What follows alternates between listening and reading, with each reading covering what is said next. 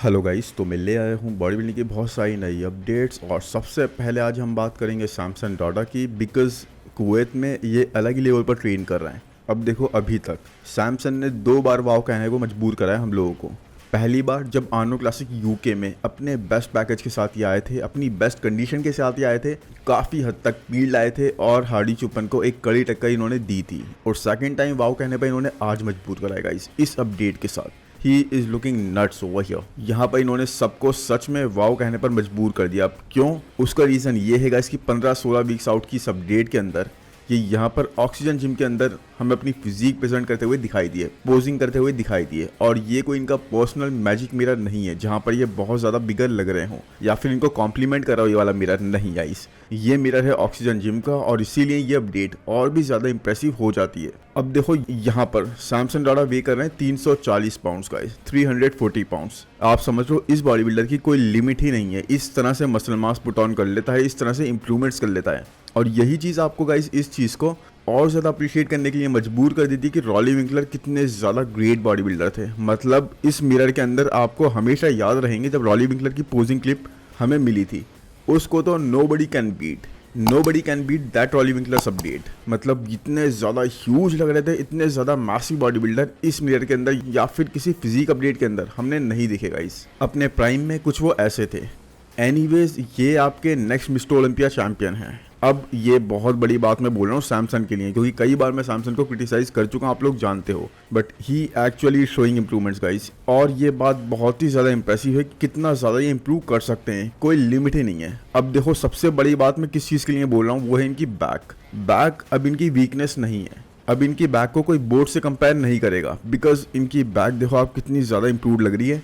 Details, thickness, density, everything has been added. Tape पर देखो कितना इंसेन आ रहा है।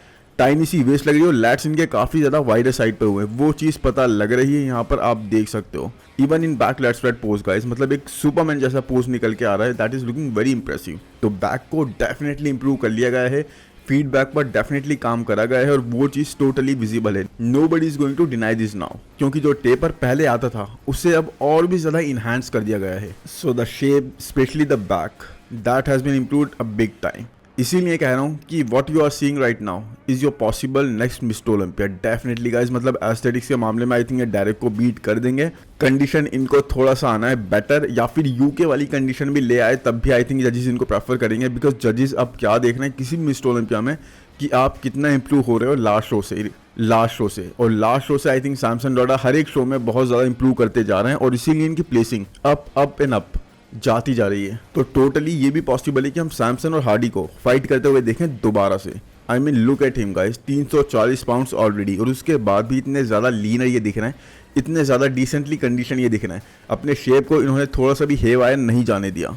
यूके में हार्डी को इन्होंने काफ़ी क्लोज बैटल दी थी। अब वहाँ पर सैमसन 100% नहीं थे गाइस, सैमसन जस्ट इम्प्रूव थे और हार्डी थोड़े से ऑफ थे। जजिस ने क्लियरली ये बोल दिया था कि हार्डी को काफ़ी क्लोज बैटल इन्होंने दी है, ये मैच काफ़ी क्लोज था। अब आप समझ लो उस पीरियड में और इस पीरियड में काफ़ी डिफरेंस आ गया है और अब यहाँ पर things are going to be totally different. More muscle has been added, more back has been improved, a little bit condition, and he definitely is going to be there. आज के रॉनी कॉलमैन वाली vibe आ रही है। मतलब अगर Ronnie Coleman के आसपास हम आज के टाइम का किसी बॉडी बिल्डर को कंपेयर करें ना, हाइट के मामले में या फिर पूरी फिजिक के मामले में, मसल के मामले में, तो आई थिंक सैमसन का ही वो नाम होगा जो आगे निकल कर आएगा। Height, symmetry, decent conditioning. हाँ, एक चीज़ थोड़ी सी है कि इनकी स्किन अभी भी काफ़ी थिक साइड पर है, उसको थोड़ा सा इन्हें इंप्रूव करना पड़ेगा। बट उसके अलावा I really don't see anything man, everything is working out for him. Oxygen gym में जाके ये और भी फोकस हो गए हैं। 340 पाउंड्स का वेट और ये मसल मास और बैक पे crazy level of improvement guys. Back इनकी बिग टाइम इंप्रूव हुई है, मैं बहुत ज़्यादा इंप्रेस्ड हूँ। And I totally can see कि हम एंड्रू जैक और सैमसन को इन द एंड फाइट करते हुए देखें, या फिर हार्डी भी इस मिक्स में हो। But this year is going to be insane, he is constantly improving. अब आप बताओ मुझे कमेंट सेक्शन में सैमसन की ये अपडेट आपको कैसे लगी।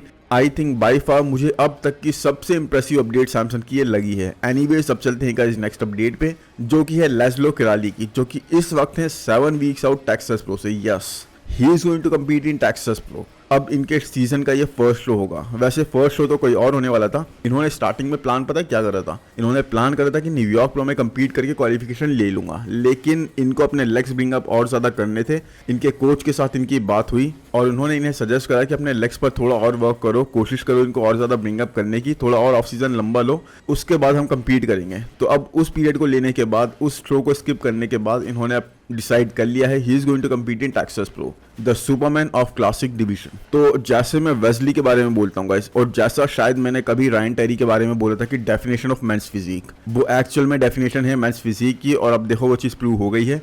ऐसा ही कुछ मैं लेस्लो किराली के लिए भी कहूंगा कि Laszlo Kiraly is the definition of classic division. I mean look at him guys, the upper body is just insane, एक अलग ही लेवल पर जा रही है, इंक्रेडिबल लेवल पर जा रही है, so unreal. The lats, the taper, the width, the look, everything is there, कोई भी चीज लैक नहीं कर रहा है। एक ग्रेट वैक्यूम हिट कर रहे हैं। पिटौर इनके कोच हैं जो काफी अच्छा कंडीशन और पील लाना जानते हैं। किसी भी एथलीट को उनकी फिजिक को लीड कर लेते हैं जस्ट लेग्स, यानी कि lower body.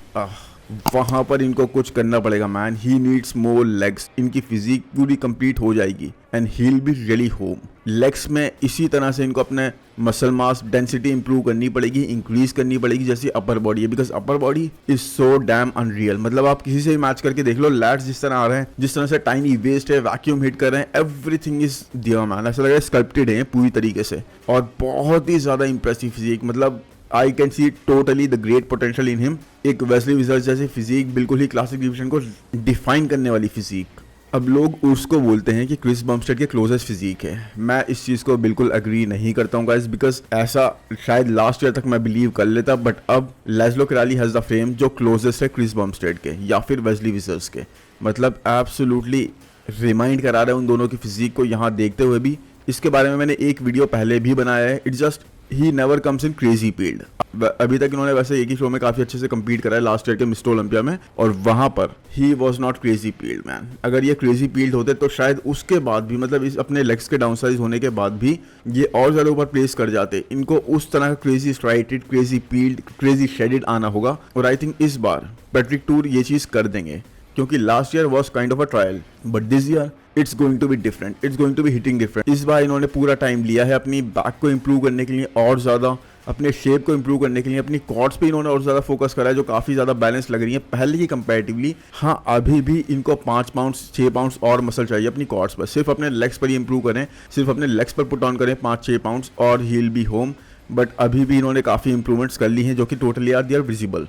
He could push himself even more. This physique is super impressive man. आज के टाइम में क्लासिक डिवीजन में जो भी सब compete कर रहे हैं ना, उनमें वेस्ली विजर्स और एक लेस्लो किराली, इन दोनों के पास बेस्ट स्ट्रक्चर है क्लासिक डिवीजन को रिप्रेजेंट करने के लिए। और दोनों के पास ही आप एक चीज और जानोगे क्या है, वो है हाइट और लुक। दोनों ही बहुत अच्छा लुक कैरी करते हैं। हाइट भी दोनों की बहुत ही अच्छी है, क्रिस बमस्टेड के बराबर नहीं तो उनसे ज्यादा ही है, प्रीटी मच एवरीथिंग। और दोनों के पास ही लेग्स नहीं है इनकी अपर बॉडी को कॉम्प्लीमेंट करने के लिए। दोनों के साथ ही देख रहे हो आप, एक ही वीकनेस है, the legs can totally improve. वहां पे मसल मास ऐड करी जा सकती है, बट इनका वेट कैप दोनों का कितना अलाउ करता है ये चीज हमें पता करना पड़ेगा। लेकिन गाइस एक चीज आप लोग याद रखना कि वेस्ली विजर्स ने दोनों आर्नो क्लासिक जीत लिए हैं, जबकि उनके लेग्स अभी भी उनकी अपर बॉडी के प्रपोर्शनेट नहीं है उसके बाद भी। तो यही चीज एक स्कोप देती है लेस्लो किराली को भी और ज्यादा आगे बढ़ने का। अगर लेस्लो ने अपनी कंडीशनिंग और ज्यादा बेटर करके आ गए तो ये भी बहुत अच्छा यहाँ पर परफॉर्म कर सकते हैं, क्योंकि इन जेनेटिक्स को बहुत ही कम लोग मैच कर पाएंगे। आप कितनी ज़्यादा मेहनत कर लो, कितने ज़्यादा एफर्ट्स डाल लो, बट जेनेटिक लिमिटेशन या फिर जेनेटिक एडवांटेज आपको कोई भी चीज़ नहीं दे सकती, और वो चीज़ इनके पास ऑलरेडी है। एनीवेज गाइज, अब इसी के साथ चलते हैं नेक्स्ट अपडेट पर, जो कि है राहुल फिटनेस की, and he is looking huge guys. I don't know why men's physique division की फिजिक ये नहीं लग रही अब कहीं से भी। मतलब ऐसे कोई इन्होंने प्रॉपर फिजिक अपडेट ही पोजिंग करते हुए हमें नहीं दी, but here and there bits and glimpse of हमें इनकी फिजिक के मिले हैं, और he is looking really really huge. यहाँ इस फोटो को आप देखोगे ना, यहाँ पर तो इन्होंने मुझे रिमाइंड कराया रामोन डिनो को। मतलब आप देख रहे हो कितना बड़ा चीज मैं बोल रहा हूँ, रामोन डिनो को पूरी तरह से इन्होंने रिमाइंड कराया। इनके आर्म्स इस तरह से लग रहे हैं, इनके डेल्स इस तरह से लग रहे हैं, इनकी फोर आर्म्स इस तरह से लग रही हैं। He looked incredible over here. अब यहाँ दिल्ली के प्रो शो में इन्होंने कम्पीट नहीं करा, बट उसके बाद भी गाइस आई रियली फील जिस तरह से तैयारी कर रहे हैं ना, मतलब जिस तरह से ट्रेन करते हुए हमें दिख रहे हैं फोकस करके silently, he has been working silently guys. कुछ पता नहीं लग रहा अभी ये कहाँ कम्पीट करने वाले हैं, कहाँ इनका प्लान है, लेकिन something is cooking over here. ये चीज़ मैं गेस कर सकता हूँ, कुछ ना कुछ तो ऐसा है कि कुछ ये कुक कर रहे हैं। अब ये क्लासिक डिवीजन में कम्पीट करने का प्लान कर रहे हैं, बिकॉज मेंस फिजिक वाली ये फिजिक नहीं लग रही गाइस, अब बहुत ज़्यादा मसल मास है।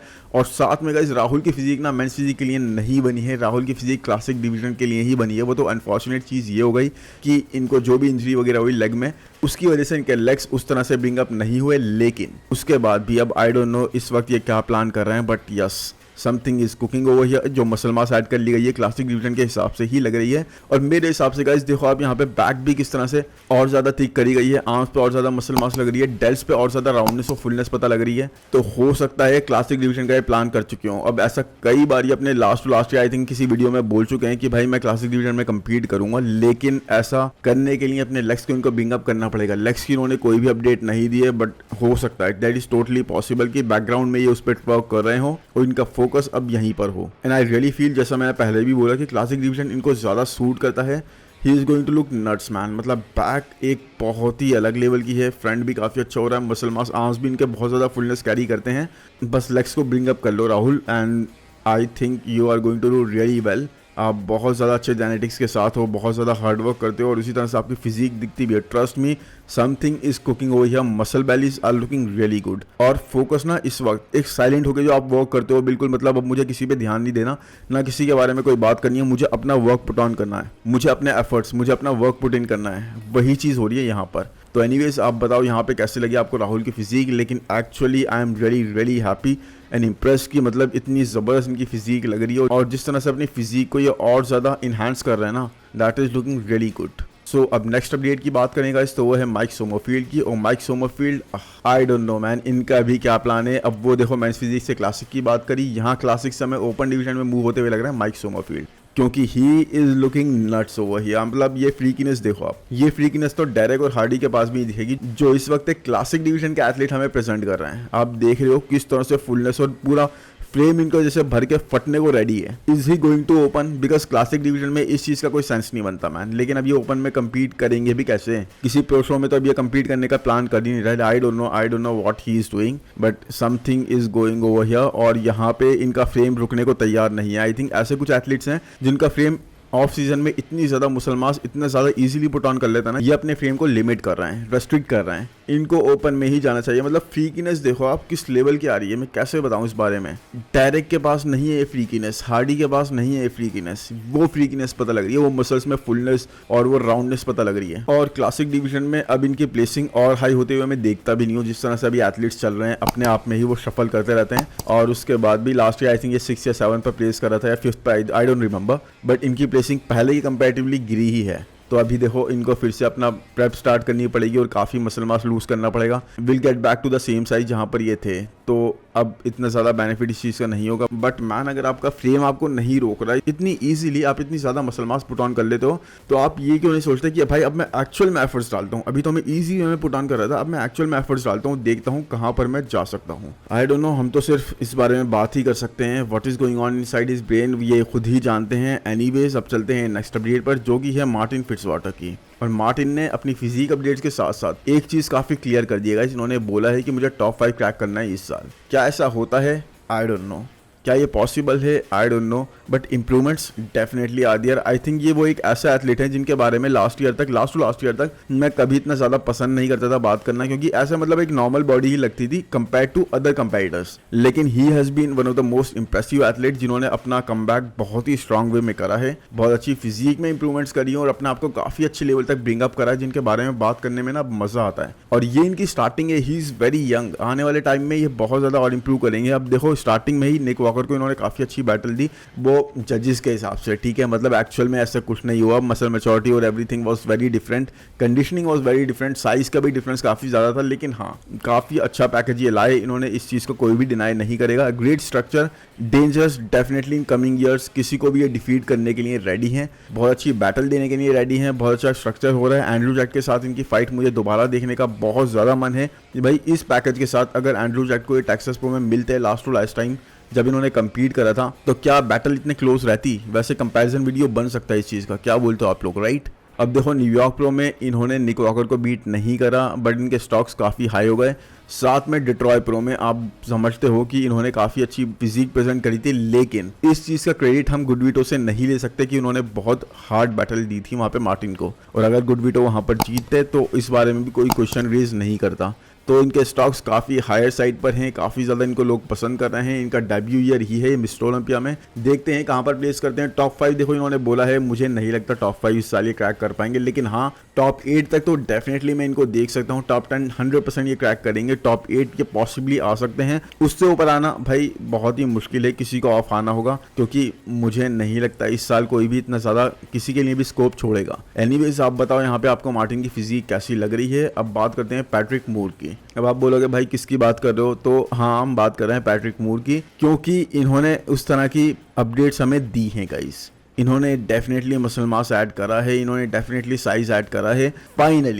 फाइनली लोगों का क्रिटिसिज्म ले लेके, लोगों की एडवाइस ले लेके, सुन के इन्होंने अपनी फिजिक पे वर्क पुट इन करा, अपने आप को पुश करा। नहीं तो कई साल इन्होंने आई थिंक एक तरह से वेस्ट करे हैं जहाँ पे इन्होंने मसल मास ऐड नहीं करी और उस चीज़ का इनको कोई बेनिफिट नहीं हुआ। 2 साल ये ऑफ रहे हैं बिल्कुल पूरी तरीके से स्टेज से, उसके बाद भी कोई ऐसी इंप्रूवमेंट्स, कोई मसल मास ऐड नहीं करी गई। वही अपनी पुरानी 2019 की आई थिंक फिजिक लेकर आ रहे थे ये, और उसके साथ में ही ये ट्राई कर रहे थे कि मैं प्रो शो जीत जाऊंगा या फिर मिस्टर ओलंपिया में बहुत अच्छा प्लेस कर जाऊंगा, बट ऐसा कुछ नहीं हुआ। तो finally he learn from that, और उसके बाद अब देखो कितनी ज़्यादा विथ इन्होंने ऐड कर लिया अपने फ्रेम में। मसल्स काफ़ी ज़्यादा ऐड करे गए हैं, काफ़ी ब्लोटेड से लग रहे हैं, लेकिन उसके बाद भी he is actually trying something, और ये चीज़ इनको काफ़ी पहले ना कर लेनी चाहिए थी। ये अब काफ़ी लेट तो मैं नहीं बोलूँगा, लेकिन अगर ये पहले से करते तो पहले से ही अच्छा प्लेस होते हुए आते, और इनके लिए और इंप्रूवमेंट्स का स्कोप पता लगता रहता इनको। तो ये बीच के साल तो मैं एक तरह से इनके वेस्ट ही मानूंगा, लेकिन अब देखते हैं ये पैकेज और ये रिटर्न नेक्स्ट ईयर जो होगा कैसा रहेगा। आई होप ये वीडियो आपको पसंद आया होगा गाइज। पसंद आया है तो प्लीज़ लाइक कर दो यार, चैनल को सब्सक्राइब कर दो।